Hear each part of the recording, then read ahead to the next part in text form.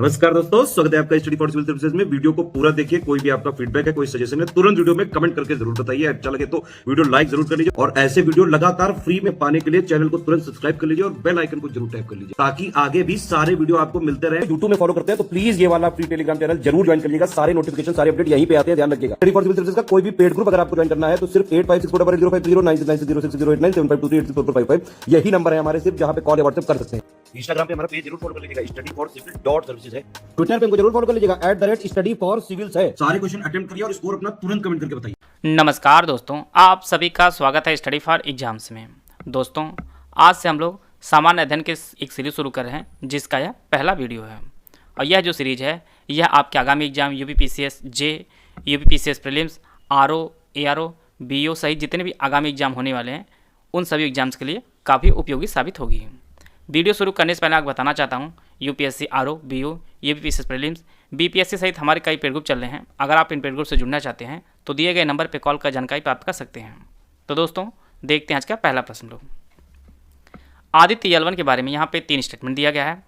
पहला जो स्टेटमेंट है, यह भारत का दूसरा सौर मिशन है जिसे भारतीय अंतरिक्ष अनुसंधान संगठन द्वारा लॉन्च किया जाएगा। आदित्य एल1 को वर्ष 2024 में लॉन्च किया जाएगा। यह सूर्य की सबसे बाहरी परतों कोरोना और क्रोमोस्फीयर का अध्ययन करेगा। इसमें आपको बताना है कौन सा स्टेटमेंट जो है वह सही है। केवल 1 और 2, केवल 3, केवल 2 और 3 या केवल 2। इसका जो पहला स्टेटमेंट यह गलत है। यह भारत का दूसरा सौर मिशन नहीं बल्कि यह पहला सौर मिशन है और इसे भारतीय अंतरिक्ष अनुसंधान संगठन अर्थात इसरो जो इसे लॉन्च करेगा। इसे वर्ष 2024 में नहीं बल्कि वर्ष 2023 में से लॉन्च किया जाएगा। तो इसका जो दूसरा स्टेटमेंट यह भी गलत है और यह सूर्य की सबसे बाहरी परतों कोरोना और क्रोमोस्फीयर का अध्ययन करेगा। तो इसका जो तीसरा स्टेटमेंट यह सही है। तो इसका जो ऑप्शन बी है वह सही है। हम लोग थोड़ा जान लेते हैं भारतीय अंतरिक्ष अनुसंधान संगठन के बारे में। तो इसरो की जो स्थापना हुई है वह 15 अगस्त वर्ष 1969 में इसरो की स्थापना हुई है और इसका जो मुख्यालय है वह बेंगलुरु में इसका मुख्यालय है। और वर्तमान में जो इसरो के चेयरमैन है वह एस सोमनाथ जी इसके चेयरमैन है। एस सोमनाथ इसके चेयरमैन है। आदित्य एल1 को PSLV एक्सल से प्रक्षेपित किया जाएगा। PSLV एक्सल से प्रक्षेपित किया जाएगा। और जिस प्रकार से जो इसरो का आदित्य एल1 है उसी प्रकार से एक मिशन नासा का है जिसका नाम पार्कर सोलर प्रोब है। पार्कर सोलर प्रोब जो मिशन है यह आपका नासा का है। तो इसका जो ऑप्शन बी है वह सही है। आते हैं अगला प्रश्न लोग।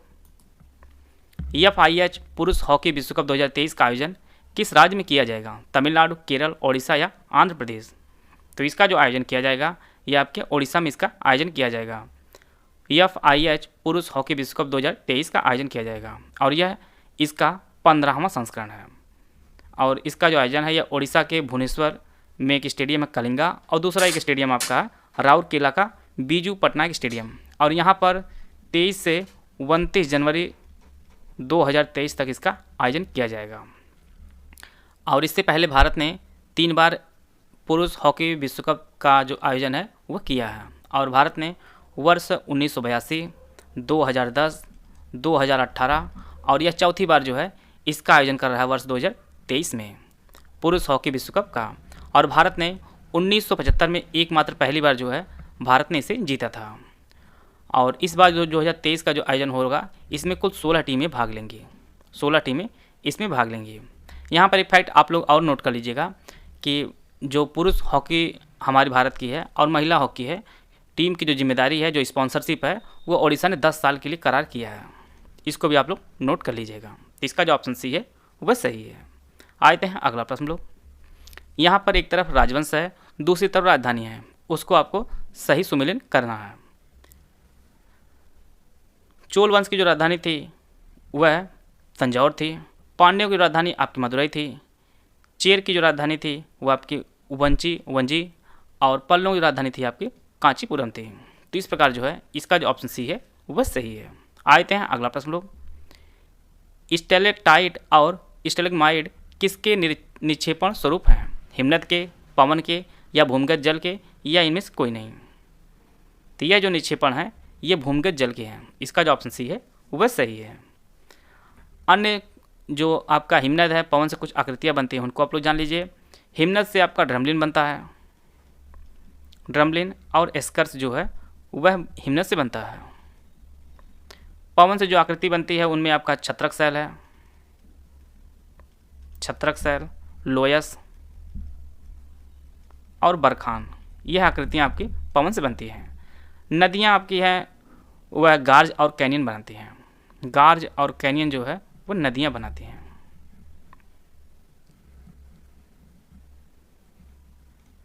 तो इसका जो ऑप्शन सी है वह सही है। S-400 वायु रक्षा मिशन मिसाइल प्रणाली के संदर्भ में यहाँ पे दो स्टेटमेंट दिया गया है। पहला जो स्टेटमेंट है, इसकी आपूर्ति भारत को रूस कर रहा है और यह सतह से हवा मार करने वाली मिसाइल है। इसमें आपको बताना है कौन सा स्टेटमेंट जो है वह सही है, केवल एक, केवल दो, दोनों या इनमें से कोई नहीं। तो इसका जो पहला स्टेटमेंट यह सही है। S-400 वायु रक्षा मिसाइल प्रणाली जो है यह भारत को रूस प्रदान कर रहा है। और इसका जो दूसरा स्टेटमेंट यह भी सही है कि यह सतह से हवा मार करने वाली मिसाइल है।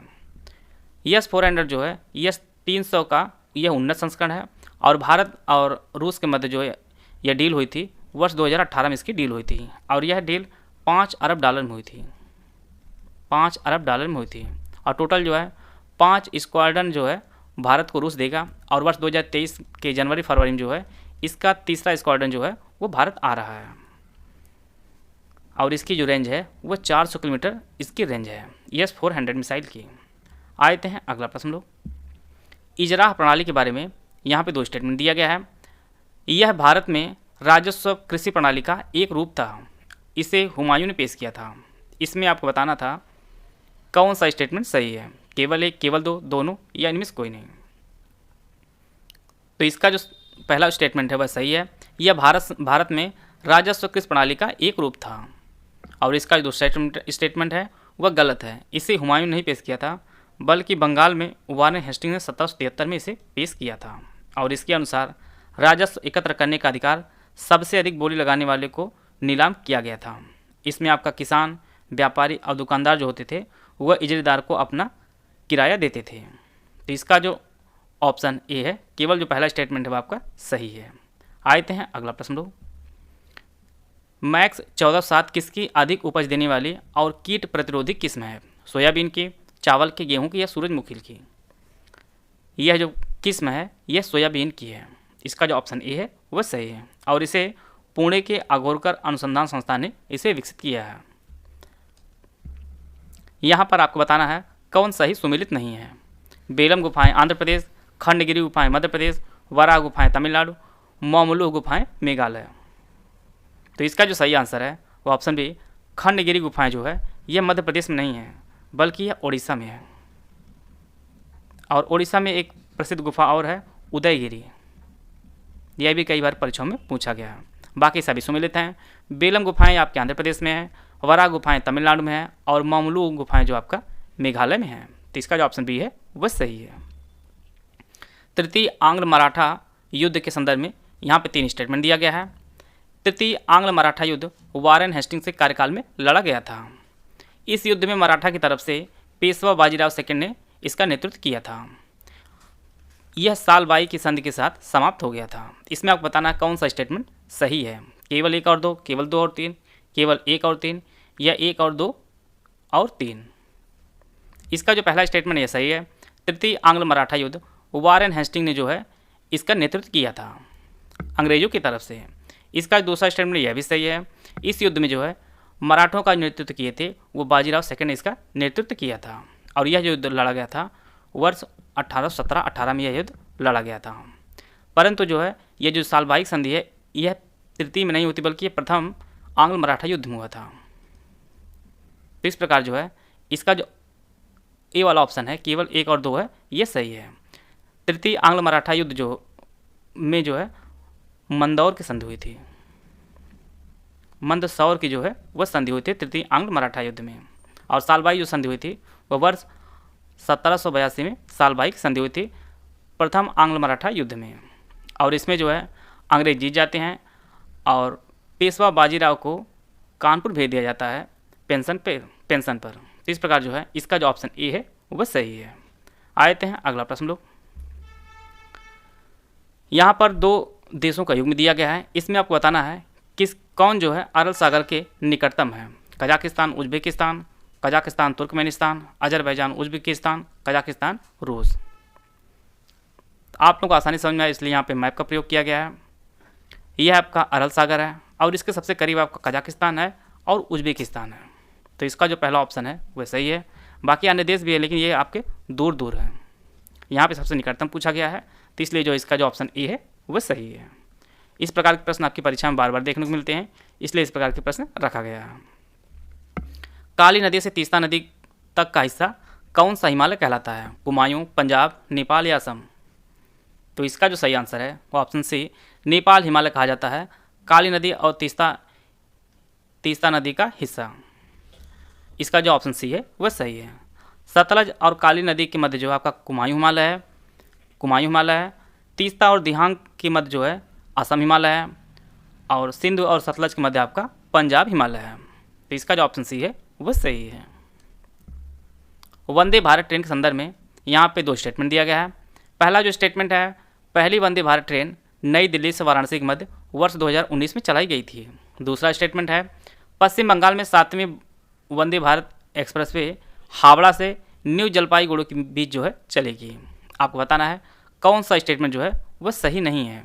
केवल 1, केवल 2, दोनों, ना तो 1 ना ही 2। तो इसका जो पहला स्टेटमेंट है यह सही है कि पहले जो भारत वंदे ट्रेन चलाई गई थी वर्ष 2019 में नई दिल्ली से वाराणसी के मध्य चलाई गई थी। इसका जो दूसरा स्टेटमेंट यह भी सही है कि जो 7वीं वंदे भारत ट्रेन चलाई जा रही है यह पश्चिम बंगाल के हावड़ा से न्यू जलपाईगुड़ी के मध्य चलाई जाएगी। इसमें पूछा जा रहा है कौन सही नहीं है, तो इसके जो है दोनों स्टेटमेंट सही है इसलिए इसका जो ऑप्शन डी है वह सही होगा। थोड़ा सा हम लोग जान लेते हैं वंदे भारत ट्रेन बारे में। वंदे भारत ट्रेन की जो स्पीड है वो लगभग 160 से 180 किलोमीटर प्रति घंटा की स्पीड इसकी चाल है। और जो पहली जो ट्रेन चलाई गई थी वंदे भारत की वह नई दिल्ली से वाराणसी के मध्य चलाई गई थी। दूसरी आपकी दिल्ली से कटरा चलाई गई थी। तीसरी वंदे भारत ट्रेन गांधीनगर से मुंबई सेंट्रल। चौथी आपका नई दिल्ली से अंदौरा जो हिमाचल प्रदेश में उसके मध्य चलाई गई थी। और अभी 5वीं चलाई गई आपकी मैसूर से चेन्नई के मध्य। और छठी जो आपका नागपुर से बिलासपुर के मध्य आपकी छठी चलाई गई है। और 7वीं आपकी जो चलने वाली आपकी है हावड़ा से न्यू जलपाईगुड़ी के मध्य चलाई जा रही है। तो इसका जो ऑप्शन डी है वह सही है। इसमें कोई भी स्टेटमेंट जो है वो गलत नहीं है। आते हैं अगला प्रश्न लोग। यहाँ पर जापान के द्वीप दिया गया है जिसे आपको उत्तर से दक्षिण क्रम में जो है सजाना है। क्यूशू द्वीप, होन्शु, शिकोकू और होकाइडो। इसके लिए ऑप्शन दिया गया, आप लोग ऑप्शन पढ़ लीजिए। इसे उत्तर के दक्षिण की तरह आपको सजाना है। तो सबसे पहले उसमें आ जाएगा होकाइडो आएगा, इसके बाद आपका होन्शु आएगा और इसके बाद आपका शिकोकू आएगा और अंत में आपका क्यूशू द्वीप आएगा। तो इस प्रकार जो है इसका जो ऑप्शन डी है वह सही है। यह आपका उत्तर से दक्षिण क्रम आप जान गए हैं। इसे अगर आपको प्रश्न पूछता है इस प्रकार से अवरोही क्रम में आपको सजाना है तो सबसे बड़ा जो द्वीप है आपका वह होन्शु है। होन्शु सबसे बड़ा आकार में है। दूसरे स्थान पर आपका होकाइडो आएगा, तीसरे स्थान पर आपका क्यूशू आएगा और अंतिम पे आपका शिकोकू आएगा। आप लोग अवरोही क्रम ही जान लीजिए। और दूसरी तरफ आपका उत्तर से दक्षिण या दक्षिण से उत्तर आपकी परीक्षा पूछता है तो उसके उत्तर आप दे सकेंगे। जापान का जो सबसे बड़ा जो द्वीप है वह आपका होन्शु है। होन्शु जो है यह जापान का सबसे बड़ा द्वीप है और इसी पर जापान राजधानी टोक्यो भी स्थित है। तो इस प्रकार जो इसका जो ऑप्शन डी है वह सही है, उत्तर से दक्षिण क्रम में। आते हैं अगला प्रश्न लोग। भारत में दूसरी राष्ट्रीय शिक्षा नीति किस वर्ष में जारी की गई थी? 1968, 1986, 1996 या वर्ष 2020? तो इसका जो सही आंसर है वो ऑप्शन बी, वर्ष 1986 में भारत में दूसरी राष्ट्रीय शिक्षा नीति जो है जारी की गई थी। और उस समय भारत के जो प्रधानमंत्री थे वह राजीव गांधी जी थे। राजीव गांधी जी के समय में दूसरी राष्ट्रीय शिक्षा नीति जो है वह जारी की गई थी। पहले जो शिक्षा नीति थी वो वर्ष 1968 में जारी की गई थी और उस समय भारत की जो प्रधानमंत्री थी वह इंदिरा गांधी जी थी। और तीसरी शिक्षा नीति वर्ष 2020 में आई है, ये आपकी तीसरी रही है। और इसके लिए जो समिति गठित की गई थी वह कस्तूरी रंगन जी की अध्यक्षता में इसकी जो है समिति गठित की गई थी। कस्तूरी रंगन जी की अध्यक्षता में। तो इस प्रकार जो है इसका जो ऑप्शन बी है वह सही है। अब तक कुल जो है 3 राष्ट्रीय शिक्षा नीति आ चुकी है भारत में। पहली 1967 में, दूसरी 1986 में और तीसरी आपके वर्ष 2020 में। आते हैं अगला प्रश्न लोग। फ्यूचर बुद्धा को क्या नाम दिया गया है? मैत्रेय, आदिनाथ, गौतम या इनमें से कोई नहीं? तो इसका जो सही आंसर है वो ऑप्शन ए, मैत्रेय कहा जाता है फ्यूचर बुद्धा को। इसका जो ऑप्शन ए है वह सही है। आते हैं अगला प्रश्न लोग। यहाँ पे एक तरफ किताब दी गई है, दूसरी तरफ लेखक दिए गए हैं, उनको आपको सही सुमिलित करना है। Glimpses of world history, India in transition, भारत का आर्थिक इतिहास, Indian unrest, Jawaharlal Nehru, Valentine Chirol, M N. Roy या R C. Dutt? Glimpses of world history जो पुस्तक है वह जवाहरलाल नेहरू ने लिखी है। इंडिया इन ट्रांजिशन जो पुस्तक है वह एम.एन. रॉय ने लिखी है। भारत का आर्थिक इतिहास जो पुस्तक है वह आर.सी. दत्त ने लिखी है। और इंडियन अनरेस्ट जो पुस्तक है वह वैलेंटाइन सिरोल ने लिखी है। तो इस प्रकार जो है इसका जो ऑप्शन बी है वह सही है। ग्लिम्सेज ऑफ वर्ल्ड हिस्ट्री ये आपके जवाहरलाल नेहरू जी लिखे हैं। इंडियन इन ट्रांजिशन पुस्तक ये एम.एन. रॉय ने लिखा है। भारत का आर्थिक इतिहास जो पुस्तक वह आर.सी. दत्त और इंडियन अनरेस्ट जो पुस्तक है वह वैलेंटाइन सिरोल ने लिखा है। तो इसका जो ऑप्शन बी है वह सही है। उत्तर प्रदेश सबसे पुराना वन्यजीव अभ्यारण्य कौन सा है? हस्तिनापुर वन्यजीव अभ्यारण्य, चंद्रप्रभा वन्यजीव अभ्यारण्य, किशनपुर वन्यजीव अभ्यारण्य या कैमूर वन्यजीव अभ्यारण्य? तो इसका जो सही आंसर है ऑप्शन बी, चंद्रप्रभा वन्यजीव अभ्यारण्य उत्तर प्रदेश सबसे पुराना वन्यजीव अभ्यारण्य है। और इसकी जो स्थापना हुई है वो वर्ष 1957 में इसकी स्थापना हुई है और यह उत्तर प्रदेश के चंदौली जिले में स्थित है, चंद्रप्रभा वन्यजीव अभ्यारण्य। आते हैं अगला प्रश्न लोग। यहाँ पर आपको बताना है कौन सा स्टेटमेंट जो है सही है।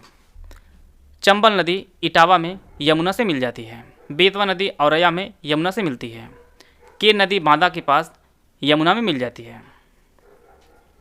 केवल 1 और 2 सही है, केवल 2 और 3 सही है, केवल 1 और 3 सही है या उपरोक्त सभी सही है? इसका जो पहला स्टेटमेंट यह सही है। चंबल जो नदी है वह उत्तर प्रदेश के इटावा में यमुना से मिलती है। इसका दूसरा स्टेटमेंट है वह गलत है। बेतवा जो नदी है यह औरैया में नहीं यमुना से मिलती बल्कि यह हमीरपुर में मिलती है, हमीरपुर मिलती है। और यह जो सभी नदियाँ आपकी चंबल है, बेतवा है, केन है, ये सभी नदियाँ यमुना की सहायक नदियाँ हैं। और केन नदी जो है उत्तर प्रदेश के बांदा के पास यमुना मिल जाती हैं। तो इस प्रकार जो है इसका जो ऑप्शन सी है वह सही है। पहला और तीसरा जो स्टेटमेंट है वो आपका सही है। आते हैं अगला प्रश्न लोग। वीर गार्जियन 2023 अभ्यास भारत और किस देश के बीच होने वाला पहला द्विपक्षीय हवाई अभ्यास है? यूएई, जापान, सिंगापुर या यूके? तो यह जो अभ्यास है भारत और जापान के मध्य पहला अभ्यास होगा 2023 में, वीर गार्जियन 2023 अभ्यास। और यह पहला द्विपक्षीय हवाई अभ्यास है और इसका जो आयोजन किया जाएगा वह 16 से 26 जनवरी 2023 के मध्य जो है इसका आयोजन किया जाएगा जापान में। और यह जो है वायुसेना का अभ्यास है। इसके अलावा भारत और जापान के मध्य जो है धर्म गार्जियन अभ्यास आयोजित किया जाता है, धर्म गार्जियन अभ्यास आयोजित किया जाता है। अभी वर्ष 2022 में जो धर्म गार्जियन का अभ्यास किया गया है वह भारत के कर्नाटक राज्य में इसका आयोजन किया गया है धर्म गार्जियन का।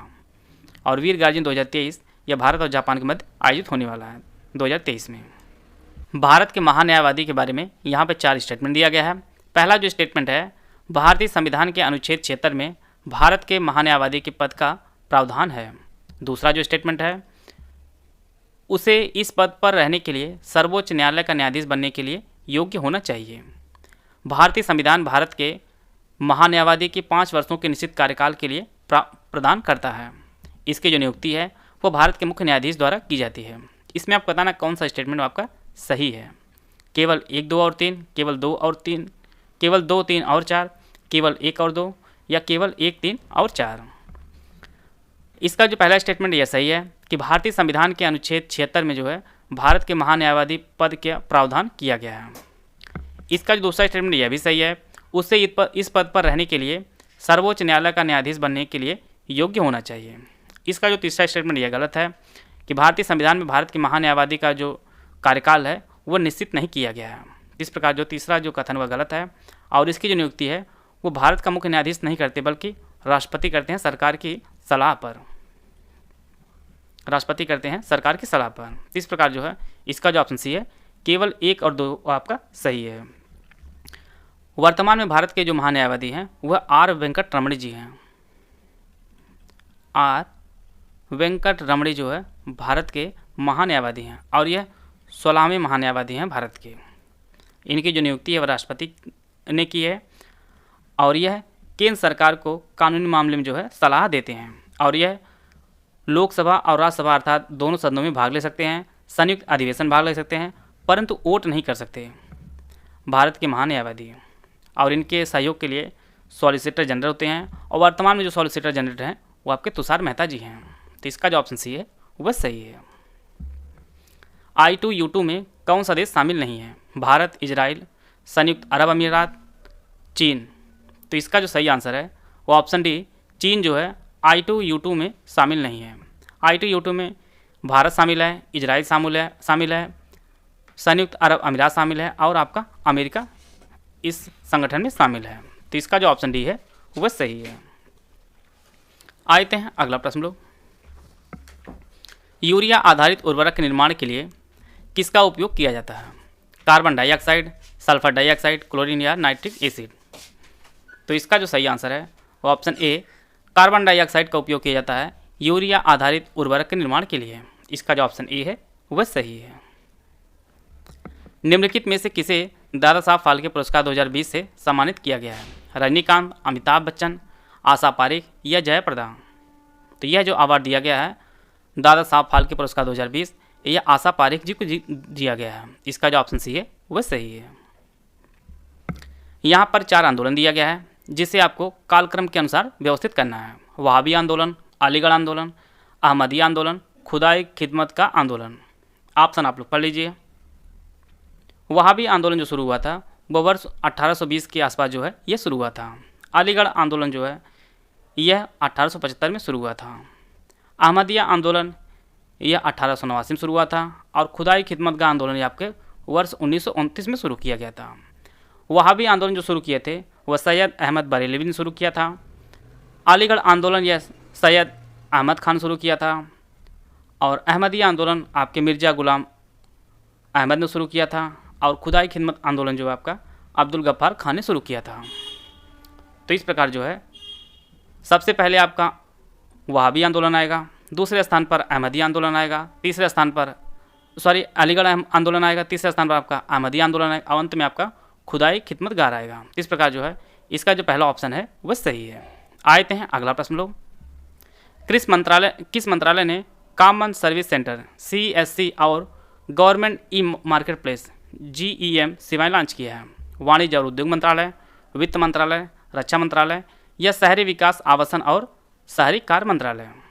तो इसे जो शुरू किया है, जो लॉन्च किया है वो वाणिज्य और उद्योग मंत्रालय लॉन्च किया है। कॉमन सर्विस सेंटर CSC और government e market place GEM को, और इसे वाणिज्य और उद्योग मंत्री जो पीयूष गोयल वर्तमान में है उन्होंने इसे लॉन्च किया है। तो इसका जो ऑप्शन ए है वह सही है। आशा है आप सभी को बहुत कुछ जानने को मिला होगा। वीडियो अगर आपको अच्छा लगा तो लाइक कर सकते हैं, चैनल सब्सक्राइब कर लीजिए। वीडियो को पूरा देखें। धन्यवाद। जय हिंद, जय भारत।